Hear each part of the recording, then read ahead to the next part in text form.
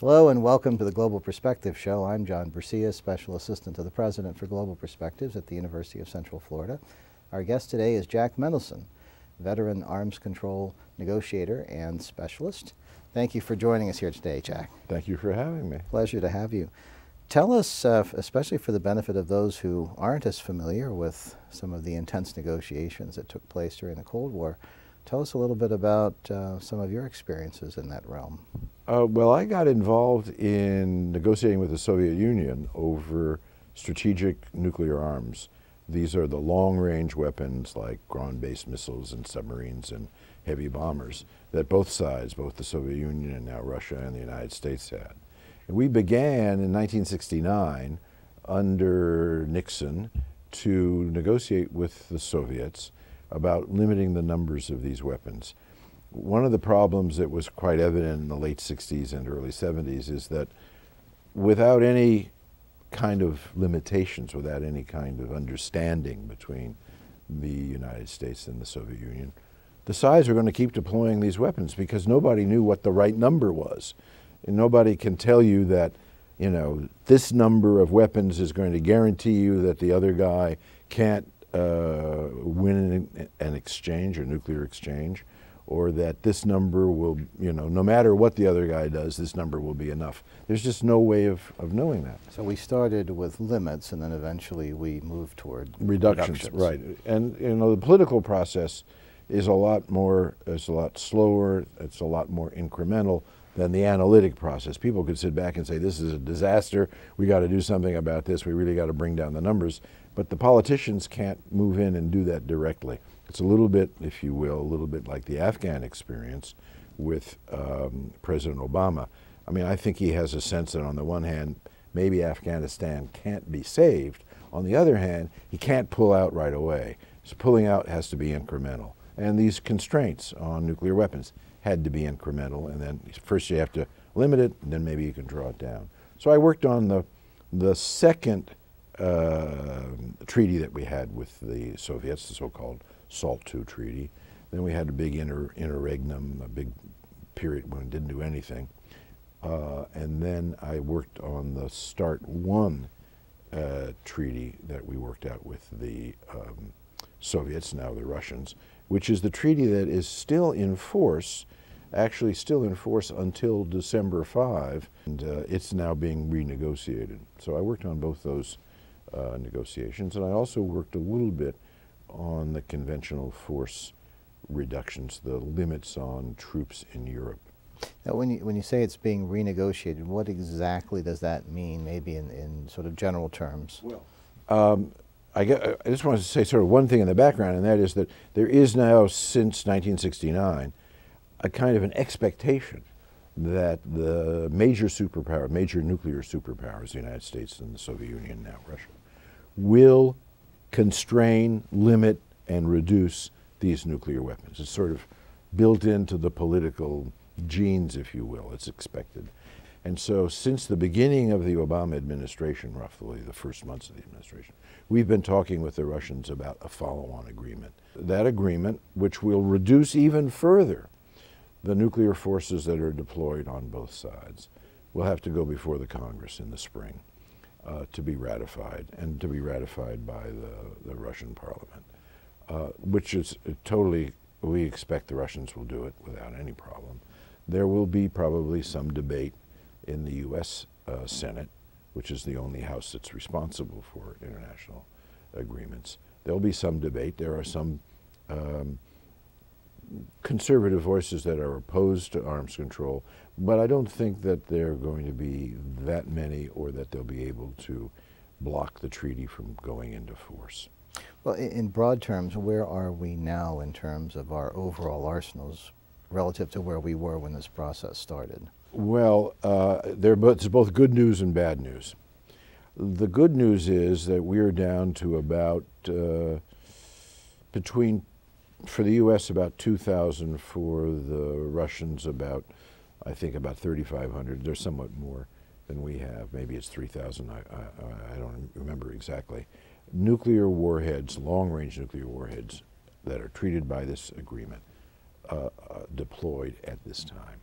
This treaty is going to bring that number of deployed warheads down from the 2200-3000 level down to between 1,500 and 1,600. So it'd be a reduction of, in the case of the United States, about 700. In the case of the Russians, 1,000 to 1,500. Before that, right. Yeah. That's where we're going to be under the current agreement. We did have on each side as many. We had between 10 to 12,000 warheads deployed at the peak of the adversarial relationship at the end of the 80s, the beginning of the 90s. It was the beginning of the 90s that we began to take serious, after the collapse, if you will, of the communism and the Soviet Union. In the early 90s, we began to take very serious cuts in those arsenals. I think we realized, well, one, the confrontational relationship disappeared, and so the concern each side had about the other eased somewhat. So you didn't feel that, oh God, you know, I got to have 5,000. No, maybe I got to have 10,000 warheads. You began to lose that. You began to lose that sense. And also, I think people began to realize these weapons are useless. I mean, if you use them, it's the end of your country as well as the other country. And if you use enough of them, it could be the end of civilization as we know, because the atmosphere and the land would be polluted and it would be unbelievably horrible. And so I think that realization, although it's not a driving one, because we still do have a lot of weapons, also said, well, there isn't any reason why we can't, bring the number of these weapons down. There was one other thing that's connected to that's very important, and people know it, but they tend to forget it. And that is in the in the early 60s, but certainly in the 70s and 80s and 90s, we began to deploy very, very sensitive technical means of verification. So that, I mean, after all, we were negotiating with a country that doesn't have, and this is true for both the United States and the Soviet Union, Russia, negotiating with a country, the other country that doesn't have your best interests at heart. And so if you strike a deal, you want to be sure that you're protected, that the other guy is adhering to what you've agreed to. Fortunately, we have the technical means to count these systems, to verify them, to make sure that the sides are doing what they say they're doing and what they're supposed to do under the agreement. And that's a very important development. We have satellites, and we also have on-site inspections, and we also have exchange of data. I mean, when we test a missile under the START agreement, now this may or may not carry on to the new agreement. When we test a missile, that missile sends back to the launch site data about the behavior, performance, actions of that missile, how well it's doing. If there's a failure, there'll be some way, like a black box on an aircraft. We actually exchange that data on a tape with the Russians, and the Russians give us tapes from their flight tests of missiles. I mean, this is how, these are the demands, if you will, of each side in order to satisfy itself that the other side is doing right. And it's also a way of reassuring each side that, what's supposed to be done is being done. And it's what's enabled us to with high reasonable confidence, draw down our systems and not be concerned that somehow we're going to be tricked or outdone or overtaken in the measures of, either the quantity or the quality of these weapons. Now, as we draw down, is there a place at which we stop? Or is part of somebody's plan that we might eventually eliminate all or most of these? That's an interesting question, and it has a short and a long answer. I'll probably take the long answer. But there's been, in the last couple of years, a revival of interest in a plan to eliminate all nuclear weapons. And a very serious group of former U.S. government officials, including George Shultz and Sam Nunn and Henry Kissinger and William Perry, all senior officials in Republican and Democrat administrations, published an op-ed in the Wall Street Journal in '07, January, and then a year later, January of '08, published 2 op-eds calling for a world without nuclear weapons. Now, this wasn't to be an abrupt, movement. It would be a goal, something that that's in the future, and it's something that's held out as a mark towards which we should be headed. President Obama, when he took office, endorsed that vision, and I think that's very important because it says, that we don't. There's a chance that we won't live under the threat of nuclear annihilation forever. That there is we should be aiming to eliminate these weapons from the face of the earth. And let me go back and mention one other aspect of it. Why should that be?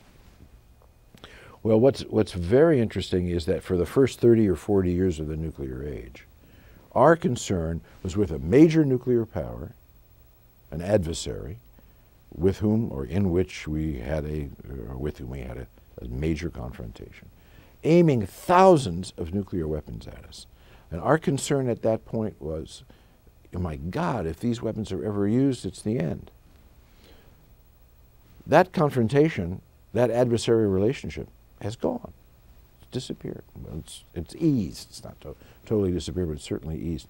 Now, strangely enough, the only thing that can destroy the United States and the civilization as we know it, the only weapon is a nuclear weapon.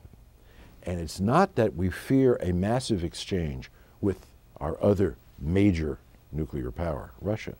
It's now we are concerned that one of these weapons might somehow leak out of the storage areas or the deployment areas or the research areas of a country that has created and owns them.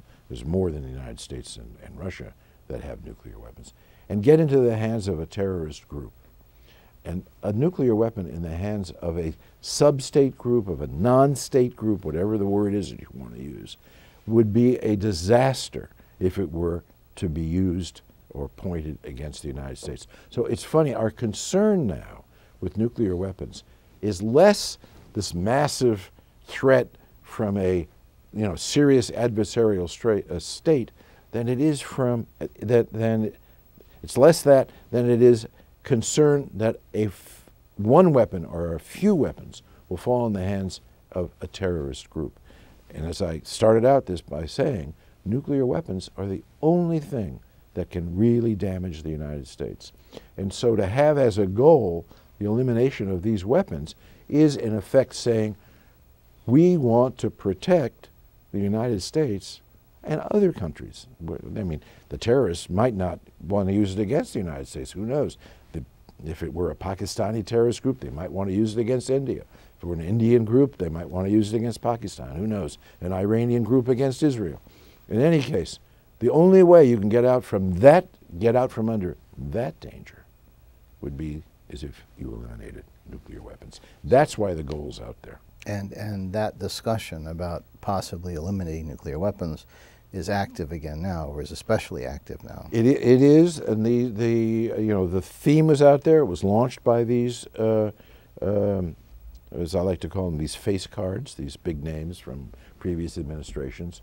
But no one no one in responsible government positions believes that this is something that's going to happen overnight or happen tomorrow.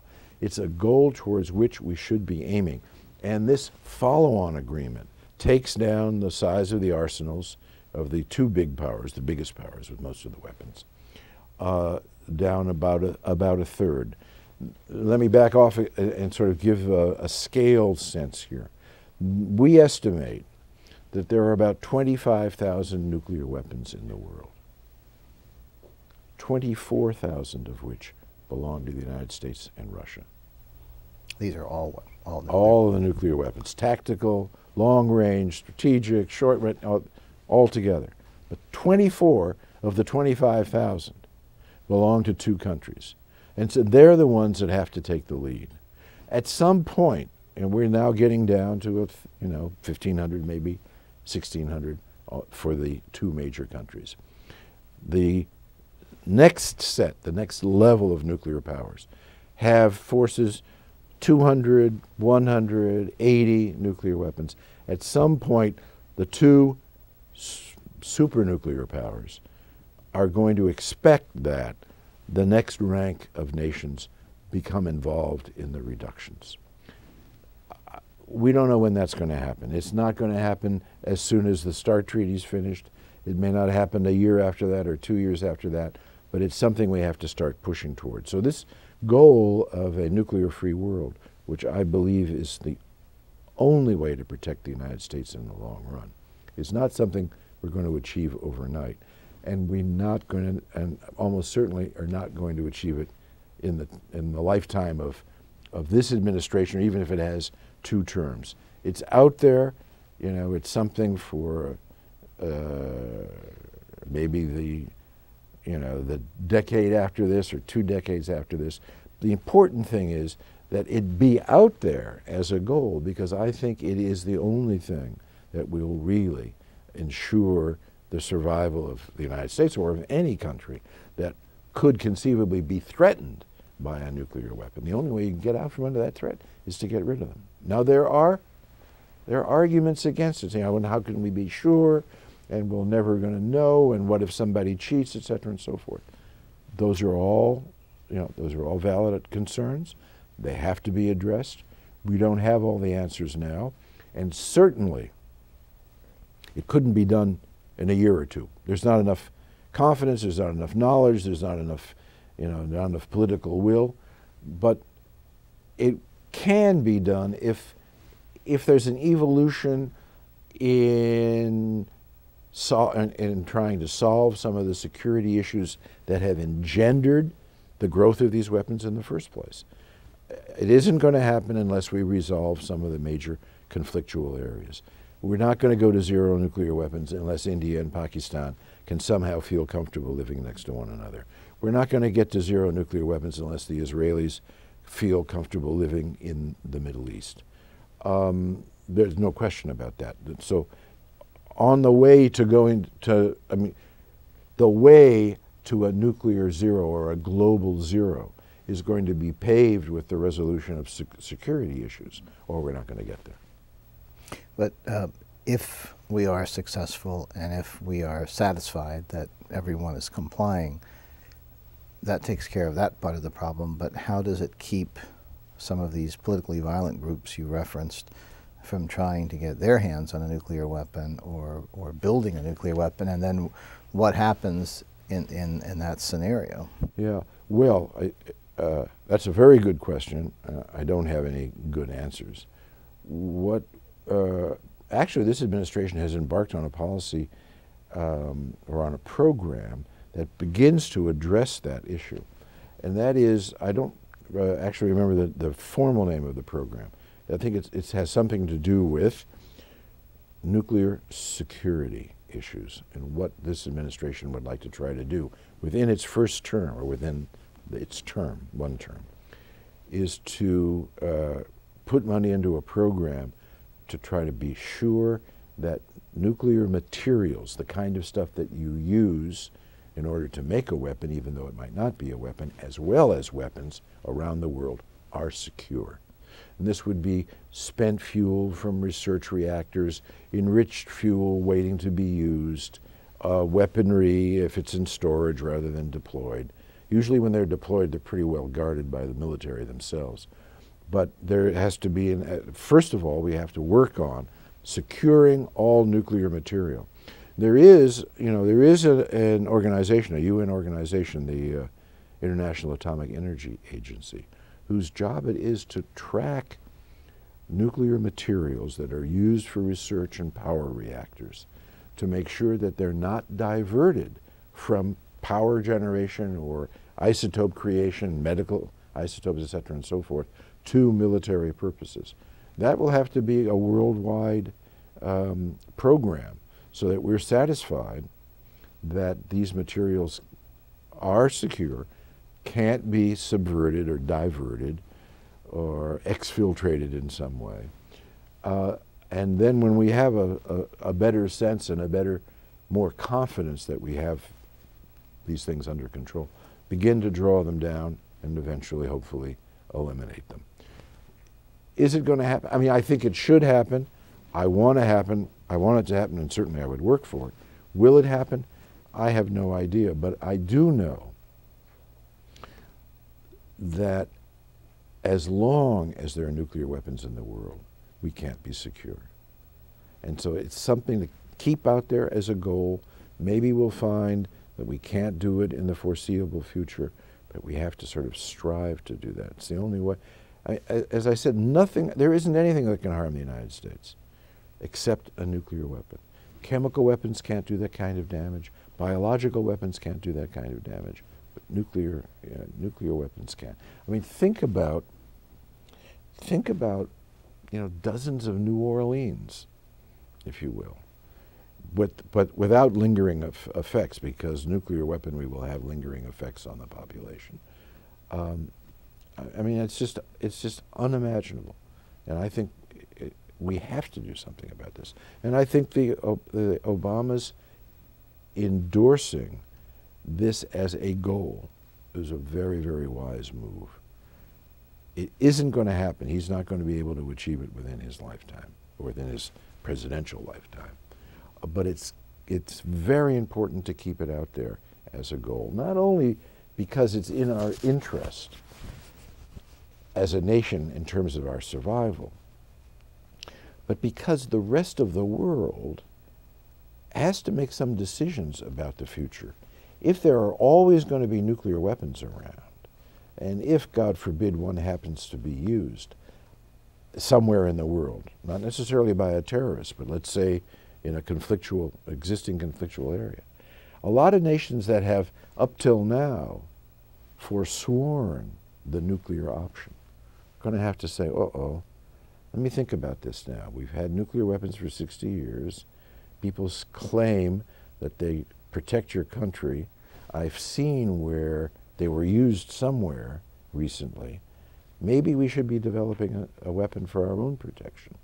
Of course, it's for protection. It's not for attack. It's only for protection.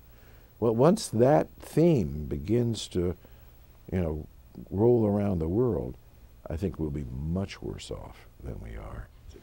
I know there's lots of other topics we could consider, but maybe you could give us just very quickly your sense of the current arms control environment. Where are we headed? Are nations generally receptive to this concept?